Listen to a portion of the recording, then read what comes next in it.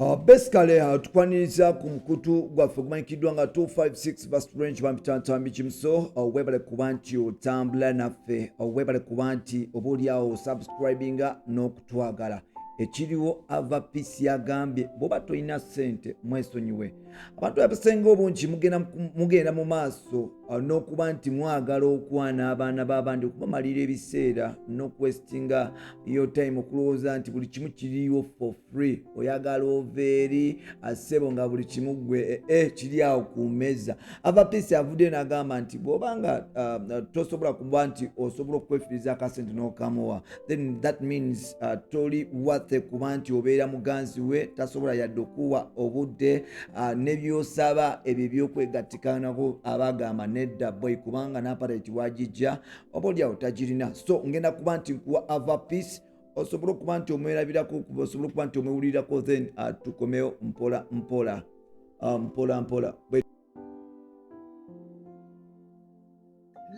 nina wano ebibuuzo ebijja mu bantu naye everyone is commenting about your beauty and kindeese ku point y'okuba nti okikola otyo okubanga oli mulungi bwotyo you're beautiful. Thank you.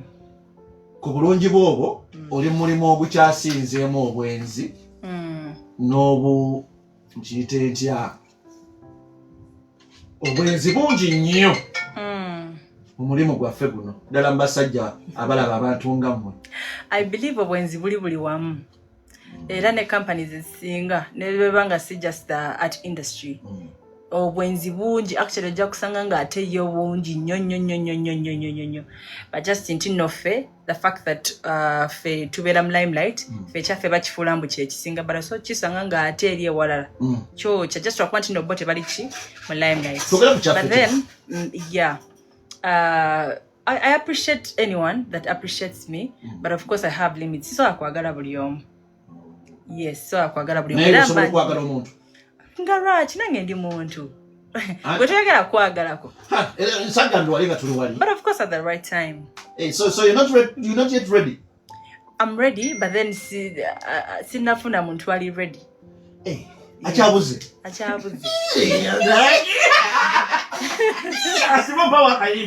these guys are not serious. No one is ready for other peace. No one is ready mna. Ebisanyizo bingi ava. Asaja bafukamyayo. Gwawani no so ava. Bireke biri byayitawo. Give a chance. Give a chance to one gentleman. Why don't you open up your heart again? My heart is open. Nesina bakulaba muntu agenda kuyingira negulibwa eguti.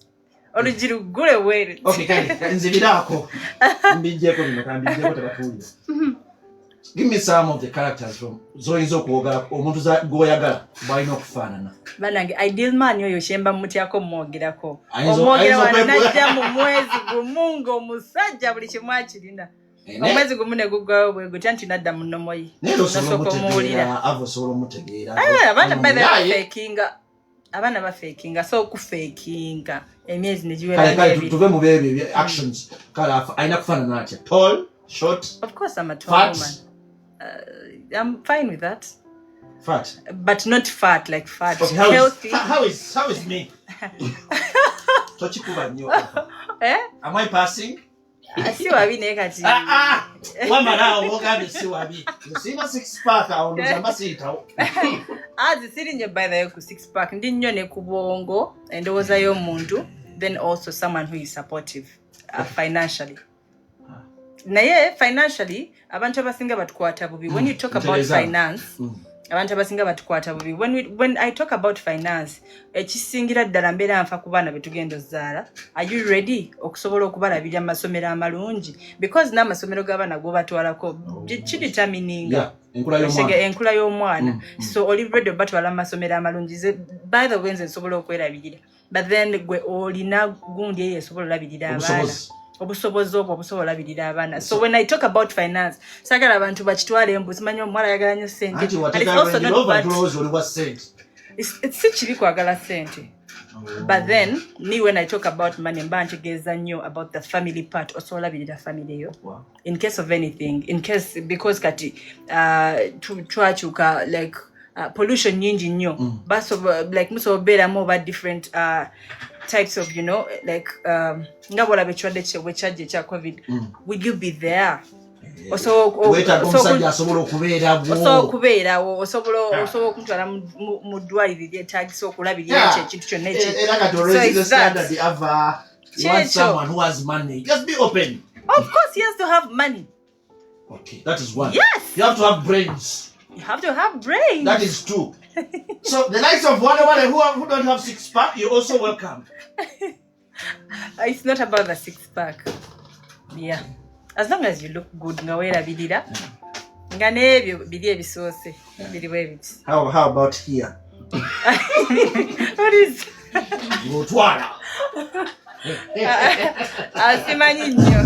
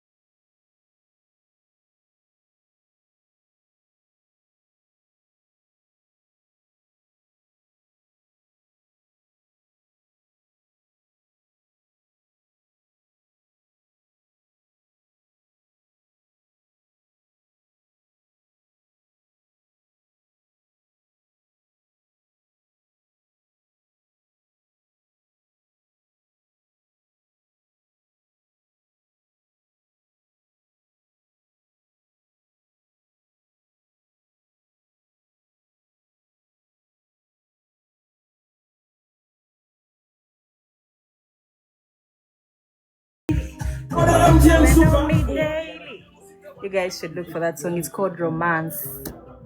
That is actually my best, my manager's best song, Ken Bread.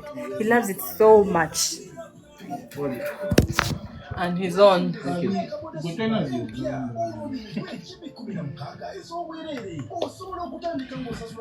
Guys, you go and search for that song. It's called Romance. It's a beautiful song. Oh my god. Alufulumizamo EP eyasooka eya Whiskey.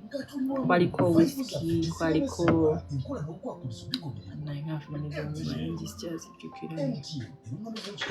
okay, just help me look for that song.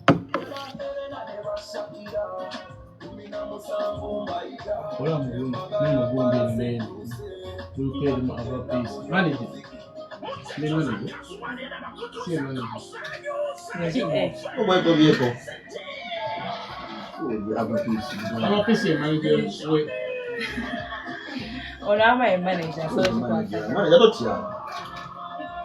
This gentleman is talking to you. Compel.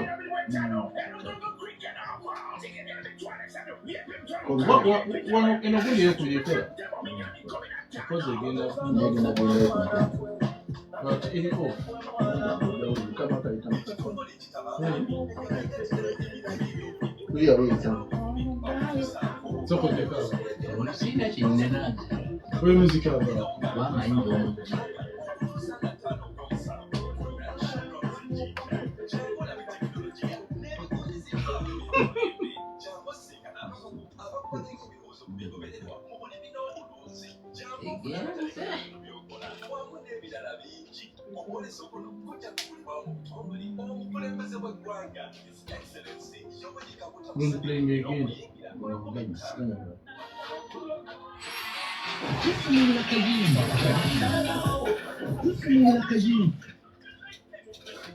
It is this one.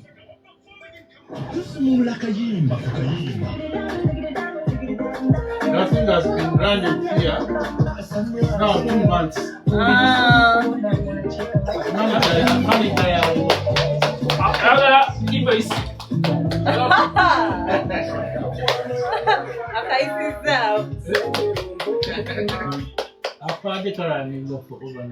Thank you so much. Manager and Jim. Yeah. That's how you should do it. Check this out. Wala mpata kwanza bongo buntabuka. Sendana luka. Enda bintokota. Na uchuma kukuna wakeli yanku. Mtumu yunja. Ejanje ya yunja. Didididanda. Yenze ya kuna presenta nempamba. Hello, what's up? This is Ava Peace. Good evening. Yo, wale bana. The MC wale. Nasabye naye ma. Kade mtu. Njala obulyo bulango bulayo masoro. Ndio kudai masoro. Mchao yakala. Bitundu. Hi, Maria's Bridals. What's that? A bag. I'm Talking about my bag. You see it?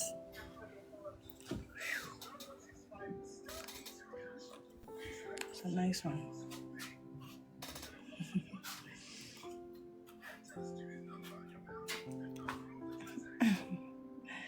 Thanks for showing us Wale. You see it? It's a beautiful one. Check this out. Wala mpata kwanza bongo buntabuka. Sendana luka. Enda bintokota. Na uchuma kukuna wakeli yanku. Mtumu yunja. Ejanje ya yunja. byebyo ebya Avapeace era nsuubira mumwewuliriddeko webale kuba nti otambula naffe tujja komawo nateera n'amawulire amalala kyolina okukola olina okuba nti osubscribinga olina okuba nti olikinga n'okusharinga information etambula etuke ku bantu nabagiwuliriza mpola webale kwekumira wano ku 256 first range katukomawo nateera n'amawulire amalala.